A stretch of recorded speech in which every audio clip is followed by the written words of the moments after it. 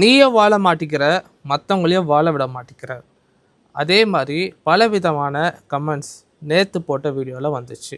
என்ன வீடியோனா, தமாம் ஏர்போர்ட்டில் சில பெங்காலிங்க வந்து பணம் வாங்கிட்டு ஓவர் வெயிட்டை உள்ளே அலோவ் பண்ணுறாங்க சொல்லி ஒரு வீடியோ போட்டிருந்தேன். அந்த வீடியோலேயே நான் மென்ஷன் பண்ணியிருந்தேன், எனக்கு லைட்டாக வயிற்றெரிச்சல் தான். அதுக்கப்புறம் நான் வீட்டுக்கு வந்தேன், அதை பற்றி யோசித்தேன், இதை வந்து கம்ப்ளைண்ட்டாக ரைஸ் பண்ணேன் அப்படின்னு சொன்னேன். சரி, ஒரு 3 நிமிஷம் வீடியோவில் என்னால் எல்லாத்தையும் சொல்ல முடியல. இந்த வீடியோவில் அதை சொல்கிறேன். இப்போ நீங்கள் யோசித்து பார்த்துக்கோங்க, ஒரு ஃப்ளைட் எடுத்தோன்னா ஒரு சராசரியாக ஒரு 180லேருந்து 200 சீட் இருக்குன்னு வச்சுக்கோங்களேன். ஒரு சீட்டுக்கு இப்போ எனக்கு தெரிஞ்ச ஒரு 15 கிலோ அவர் கொண்டு வந்தார். அது இல்லாமல் பல பேர் வந்து 20 கிலோ கொண்டு வரலாம், 30 கிலோ கூட கொண்டு வரலாம், சொல்ல முடியாது இல்லையா?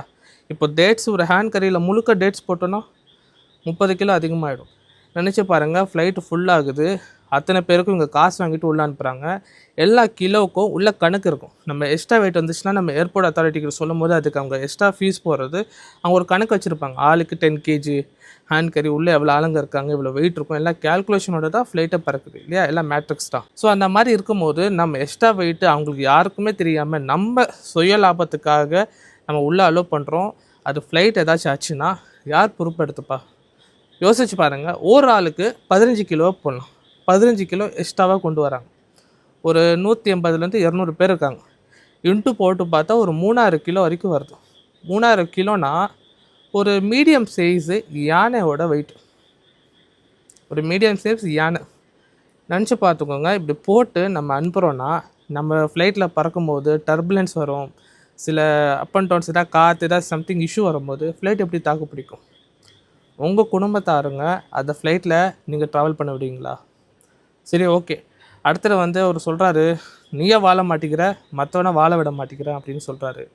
நினச்சி பாருங்கள், உங்கள் வீட்டில் இப்படி நடக்கக்கூடாது. இன்கேஸ் ஒரு திருட வந்துட்டான், திருடிட்டான் எல்லாத்தையும், நீங்கள் போலீஸ்காரர்கிட்ட போய் சொல்கிறீங்க, சார் அவன் திருடிட்டான் சார் அப்படின்னு. நீயே வாழ மாட்டேங்கிற, மற்றவங்களே வாழ விட மாட்டேங்கிற அப்படின்னு சொன்னால் அப்படி இருக்கும். எனக்கும் அந்த நேரத்தில் அறியாமை, இதில் என்னென்ன பிரச்சனை வரும்னு எனக்கு தெரியல. அண்டு வீட்டுக்கு வரும்போது ரிசர்ச் பண்ணும்போதுனா இது ஒரு பெரிய தப்பாக, நாளைக்கு இது ஒரு பெரிய ஆக்சிடெண்ட்டாக மாறக்கூடும். அது வந்து சொல்லிட்டா நல்லது. அகமதாபாத்தில் ஒரு சின்ன சின்ன டெக்னீஷியன் பண்ணுற தப்பு, ஒரு சின்ன பேசஞ்சர் பண்ணுற தப்பு, ஒரு சின்ன பைலட் பண்ணுற தப்பு தான் பல பேரோட உயிர் வந்து பலியாகுது. நம்மளுக்கு ஒரு விஷயம் தெரிஞ்சு சொல்லாமல் இருந்தால் தப்புன்னு சொல்லி தான் நான் இமெயில் போட்டு விட்டேன். அடுத்த நல்ல வீடியோவில் சந்திக்கிறேன்.